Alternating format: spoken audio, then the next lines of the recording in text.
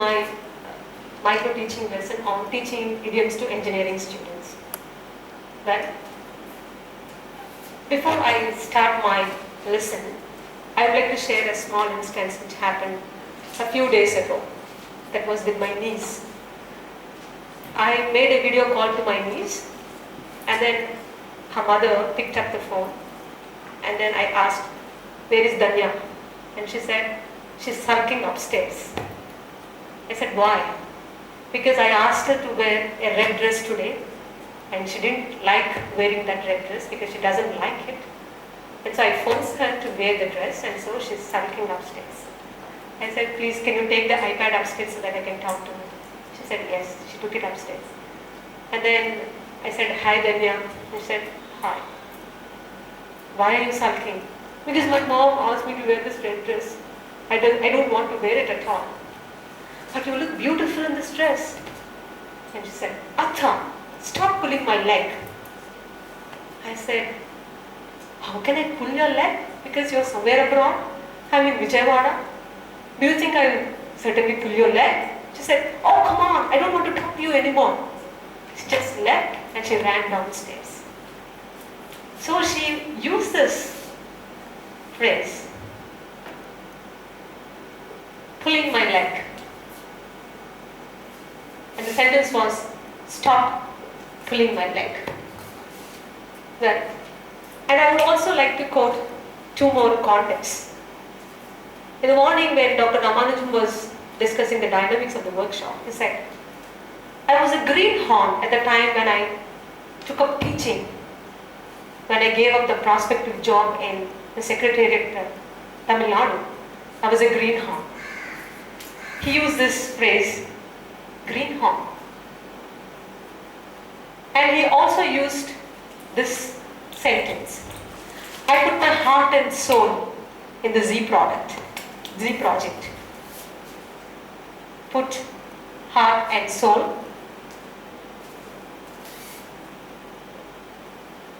in the Z project." So, I want to know from you, what do you understand by these phrases? Why did Danya say, "Stop pulling my leg"? Why did Dr. Ramanujam say, "I was a greenhorn"? Why did he say, "I put my heart and soul in the Z project"? What do you understand by these phrases? When it comes to the first phrase, was I literally pulling her leg? Or did I catch hold of her leg and was I pulling her leg? No. I didn't mean that. She didn't mean that. But still, I could understand some other meaning when she was saying, "Atta, stop pulling my leg." So what did I understand? If you were me, what do you understand by this particular phrase, "Stop pulling my leg"?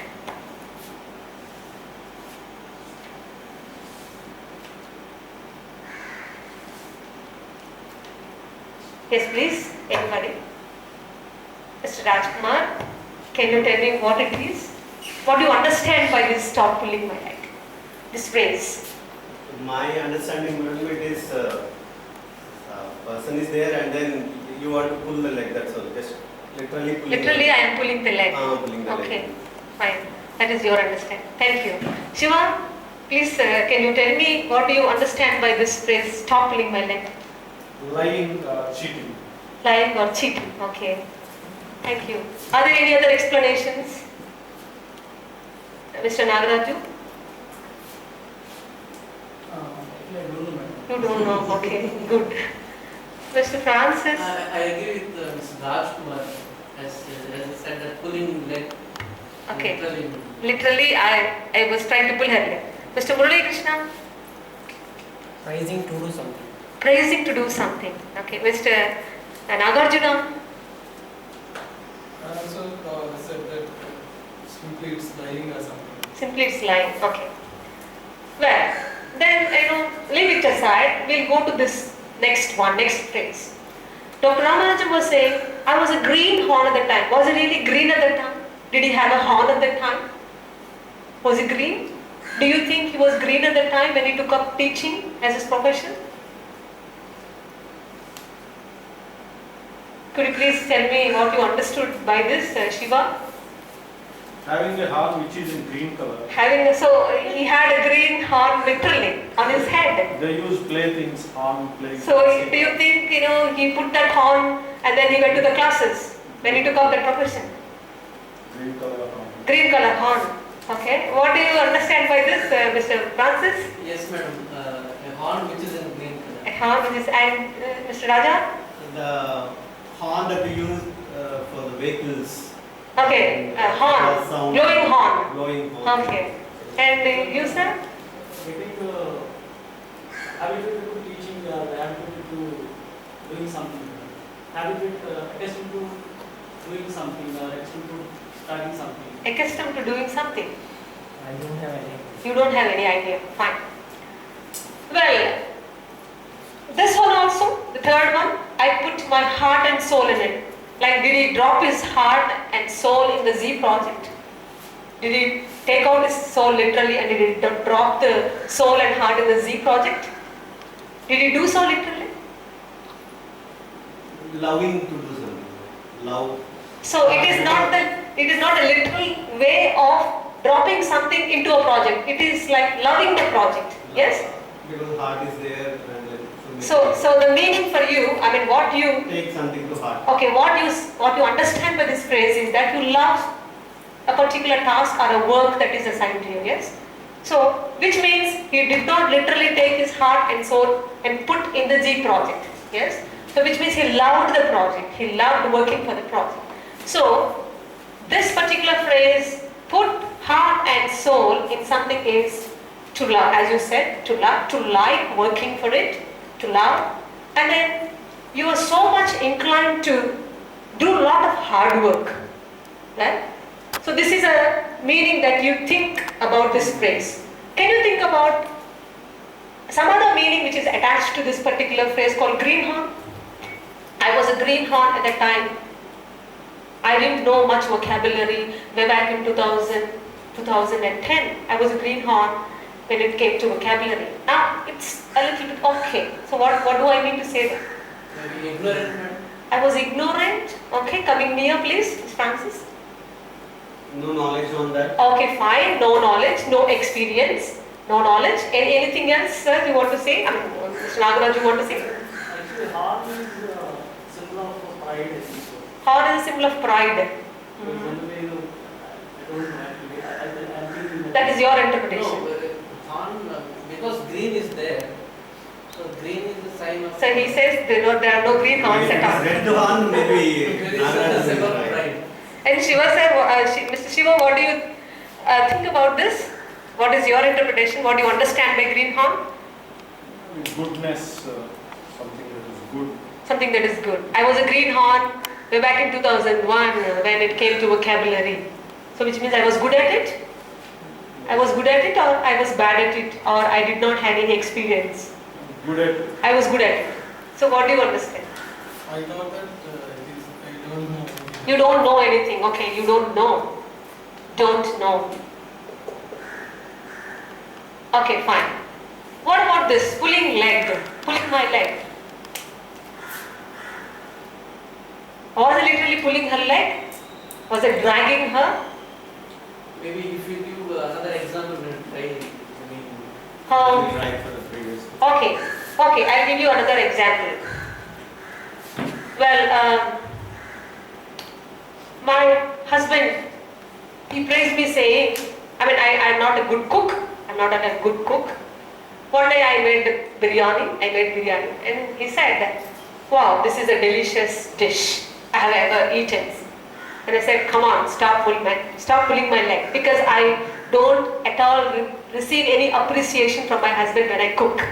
So he said on a day, this dish is very delicious. Then I said, come on, stop pulling my leg. What do you understand? He is again lying. It's again lying. Yes, Mr. Francis, do you understand by what it is? Stop pulling my leg. maybe pricing. Was he praising? I was telling, come on, stop pulling my leg. So was he praising me? Maybe he said that that was delicious. But then usually he doesn't do so. Usually he never appreciates any kind of dish that is made by me. But all of a sudden one day he said, it's very delicious. Well, so I mean, what could I expect from him? What could I expect from a person who doesn't appreciate whatever efforts I've been making to cook delicious dishes? You are asking him to stop boasting. Okay, stop. Boasting. Stop boasting. Stop. Boasting means Making fun and making Stop making fun. Fine. Stop making fun. And here you said, we're just trying to love. love or like the job.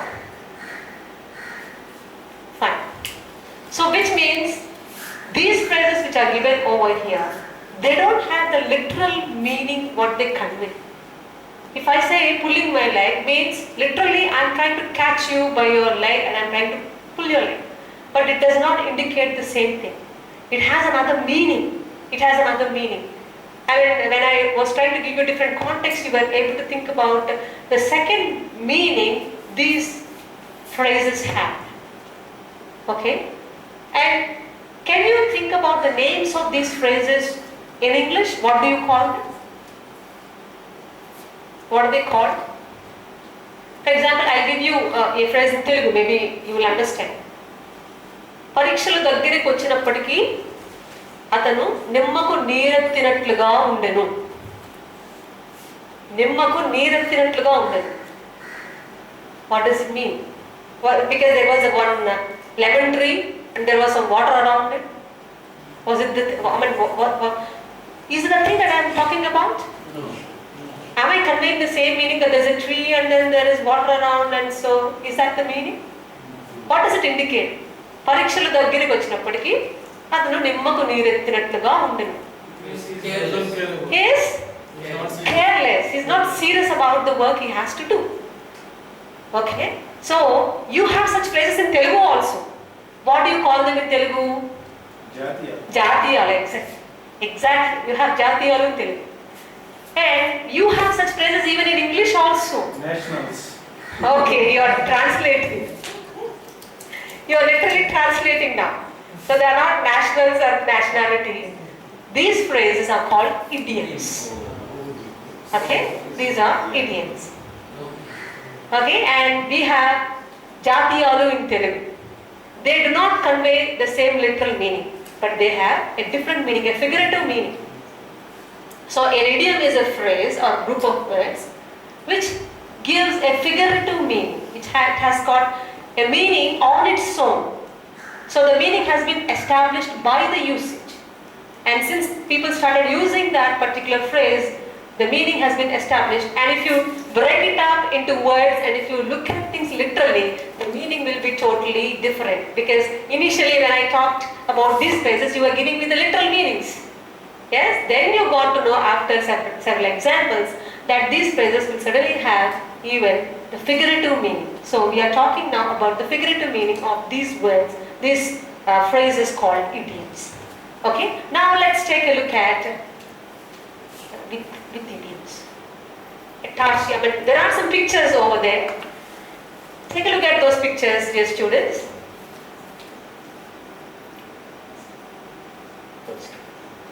Yes. Take a look at the first sheet. There are a few idioms given over there.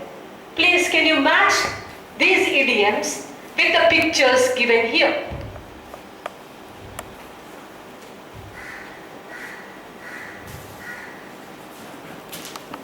Madam, for first picture, the pie and the sky. Oh, good. Good, Nagaraju, you did a great job. A pie in the sky. And the second picture? Mull something over. Mulling something over. Yes. Is it mulling? It's mulling. Mull. Mull is to think over something. To mull something over. Right. You're correct, Francis. Good job. Next two. Madam, why can't it be to cross your fingers because she kept finger in her. But Mr. Nagaraju, do you find her fingers crossed like this? Those two fingers, madam. These are not crossed, but they were just, like this. And then she folded her fingers, but they are not like this. She didn't cross her fingers. This is crossing. This is not crossing. Yes? I think you understand that this slight difference over here. The next sheet, please. A needle in the haystack, ma'am, for the first one. Okay, a needle in the haystack. Very good, Rajkumar.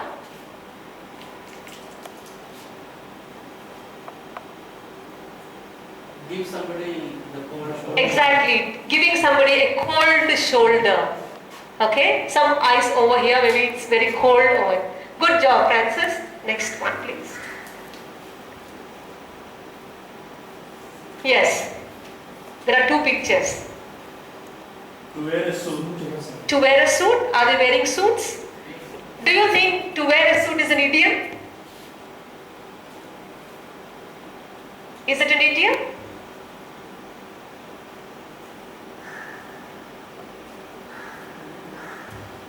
Maybe suit yourself. You said Suit yourself, yes. To wear a suit is a common usage. I was wearing a suit, I was wearing a dress, but then it can't be anything. It has got a literal meaning over here. Suit yourself is the right one. Murali Krishna, good job. Next one. Cross your fingers. Yeah, this is cross your fingers. Now I think, Mr. Siva, you are clear about the crossing of the fingers. Next two. The wolf in a sheep. Is it a wolf in a sheep's clothing? Is it a sheep? Does it appear so? No.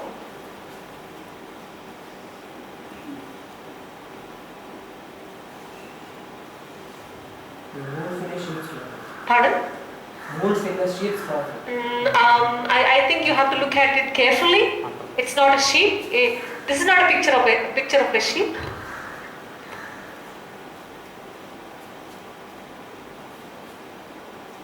It's a human, yes? under wraps, ma'am. Exactly, it's under wraps. Under wraps, okay? Good, Nagaraju. Next one. There are some animals over here. What are those? A dog. Exactly, a dog eat dog world. Good, Rajkumar. Next one. Next slide. Yes, here. Cakewalk. Is it cakewalk? On the cake you find something else. Please look at it. Icing on- Exactly, it's icing on the cake. Good, Francis. Next. It's written on. It's written all over your face. X's, Y's, Z's and so on. But next. This, what does it indicate? This white one. To be snowed on. Exactly, to be snowed under. Snow, it represents snow. Yes, Murali Krishna. Good. Next one. Chasing somebody. Is he chasing somebody? Is somebody before him? Longer. Exactly. Chasing him. He's chased by somebody, but the place is not here. So, in the long run, exactly. That's it. Madam, these written all over your face. Is it Telugu? Talarata?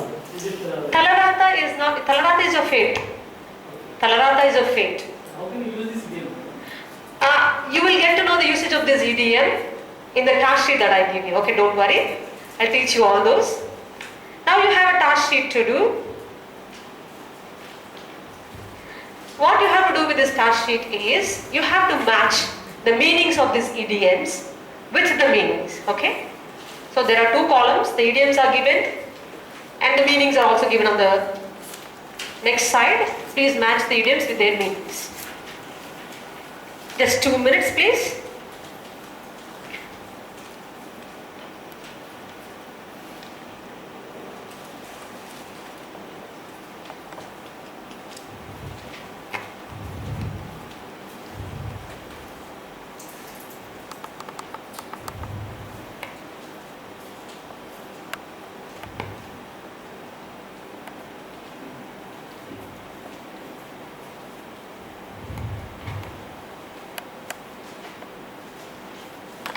To save time, you can do one thing. You people can do the first 6. You can do the next 6 so that we can save time.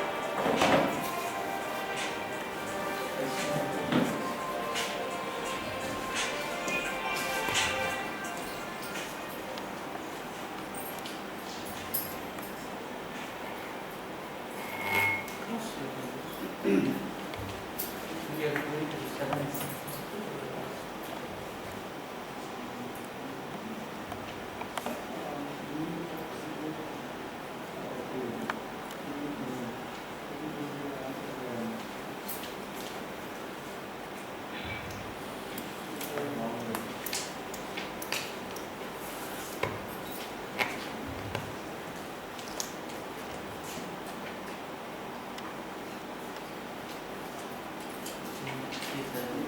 Yes, please. Are you done? Please. First 6 at least.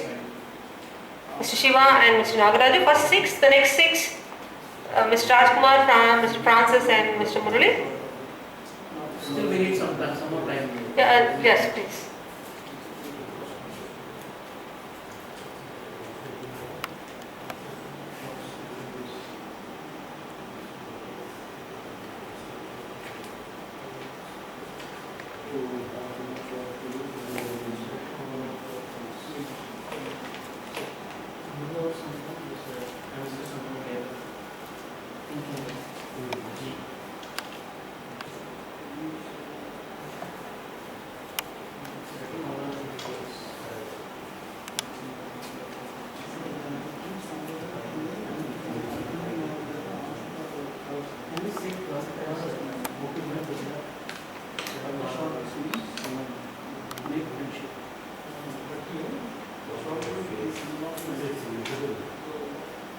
Yes, please.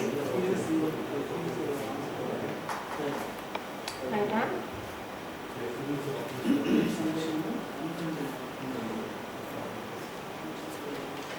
Are you done?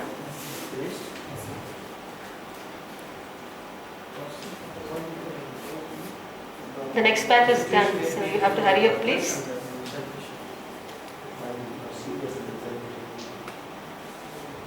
If you are done with the last 6, you can work on the first 6 idioms also, please, all the 3 of you.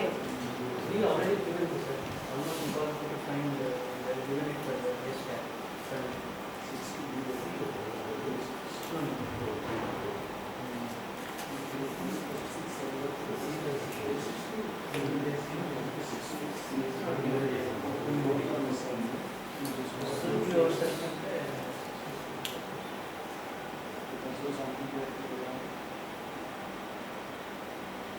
Yeah, please.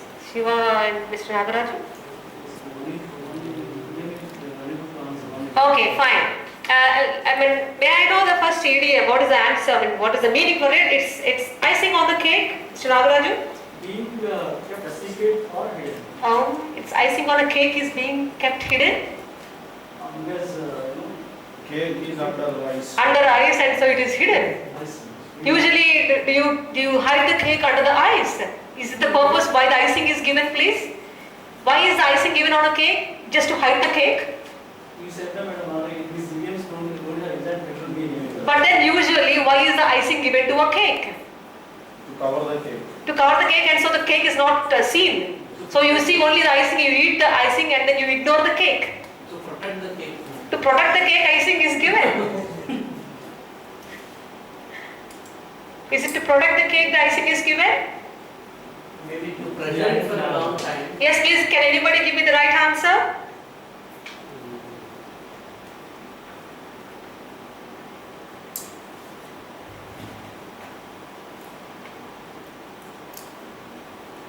Well, Consider something. Something is not necessary, but exactly, you got it right now, Mr. Nagaraju. It is something which is not necessary, but it makes a situation good or better. Okay, icing is not necessary on a cake. You can enjoy the cake very much without icing. But then to make it look beautiful and attractive, the icing is given on a cake. Right. Very good. Appreciations. In the long run,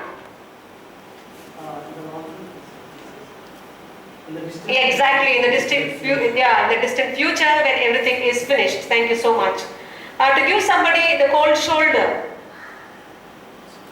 To treat somebody Very well done, Shiva. Yeah, to treat somebody in an unfriendly in an unfriendly manner. Yes. Next one, to be snowed under. To be snowed under. A situation where people are ruthless. Yes. A situation. being kept secret. Exactly, you're right. Is it to keep secret? No.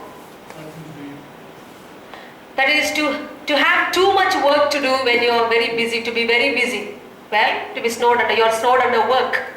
Well, next, a dog eat, dog weld. To do whatever you want. Now, a dog eat, dog weld. To treat somebody in an unfriendly manner.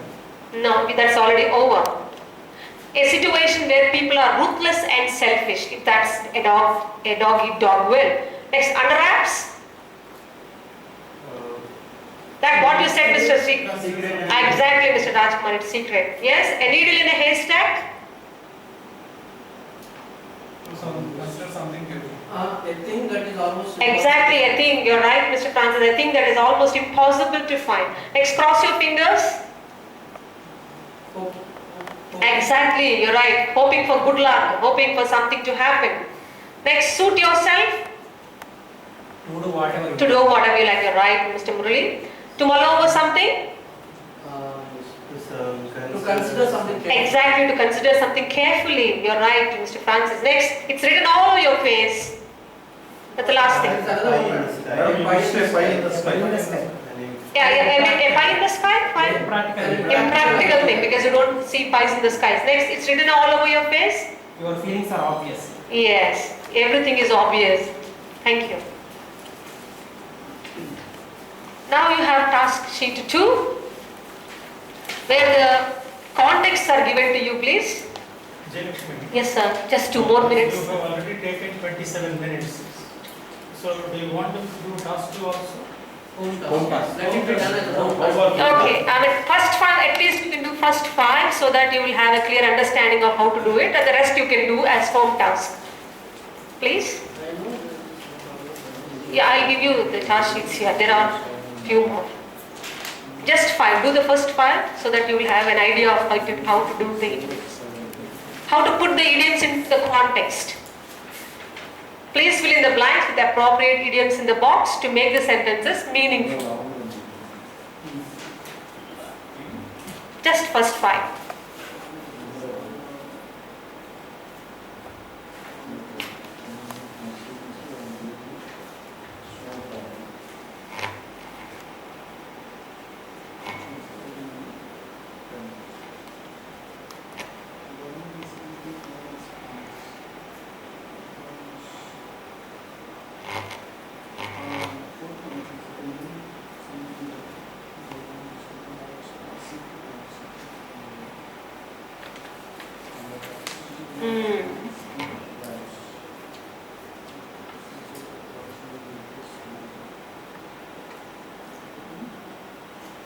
Just the first 5. First 5.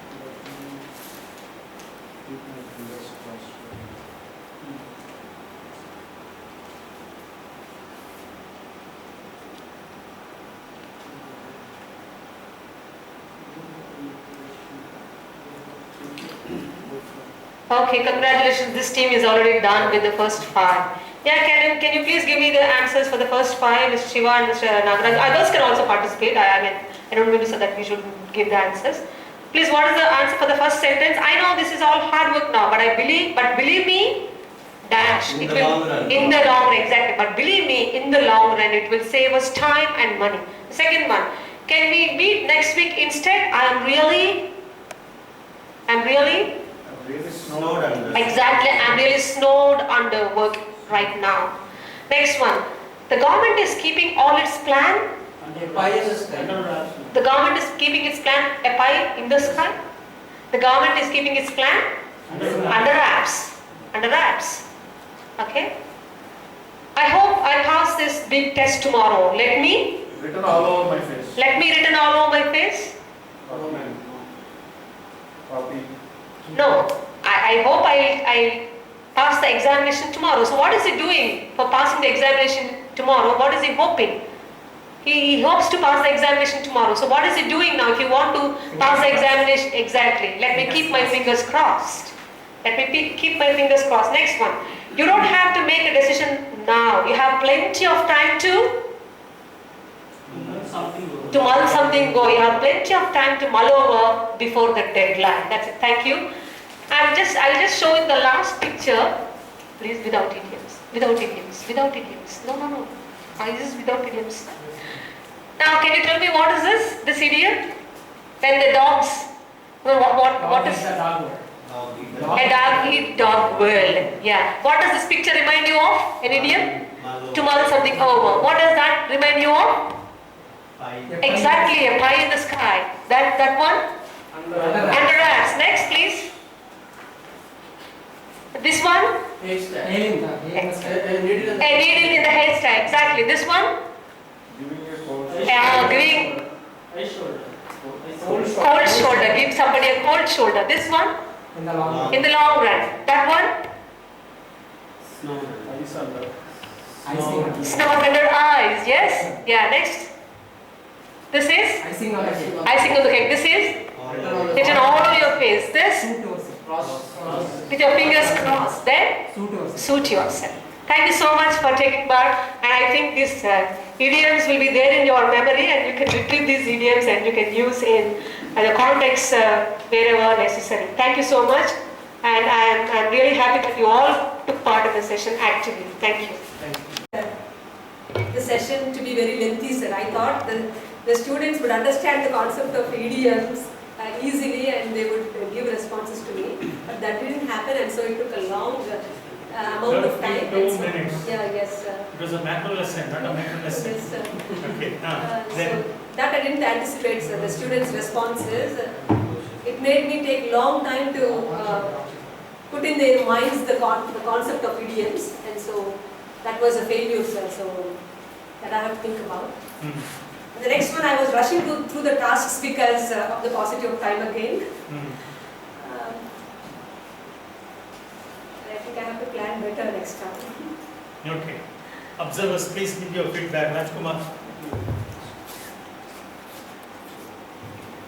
Congratulations, madam. That was a wonderful micro lesson. You know, the lead-in was very good. You got some experience between you and Danya, and that was good. And teaching idioms with pictures also interested me. Usage of Telugu whenever necessary. You use some phrase that was good. And going to the students, observing their class is also good. But on the other side, there are a few pitfalls, madam. And Yeah, yes, and I want to notice. Initially you reveal the topic, something like welcome students for the class on idioms. And later you again reveal the title of the topic once again in the middle. That's what the first point means. Second, you must have written the at least topic on the board. That was missing. And initially, I think a lot of time was spent on unnecessary things like asking answers, or trying to seek answers from all the students, expecting answers from all. We must have asked one or two because we don't have enough time. And regarding the pictures, you must have used a PowerPoint presentation instead of Microsoft Word because that would have been more appropriate. That's what I recommend. And you admitted that the students were not given adequate time to finish the task. The task was hurry something like that. But really, I really enjoyed it. Like yes, thank you. Yes, okay. Madam, the first thing is lead-in is good. You have spent a good amount of time in giving information about the topic, but there you spent a lot of time, more than 10 minutes. Because my students did not understand the concept, they were new to the concept, and so it took me a lot of time. Yeah, because of poor responses from the students. Your students. That's why I'm saying, sir. That's the first thing. The second one is, in the beginning, while narrating some incident that took place a few days ago, you are not making eye contact. Okay, I didn't. That's one more thing. That happened during your session also. Next one is, when it comes to setting the task, if at all you had taken the second task as the first one, because there is context in that. The students could have answered that. But when you took the task where there is matching, they could not do well or they could not respond immediately.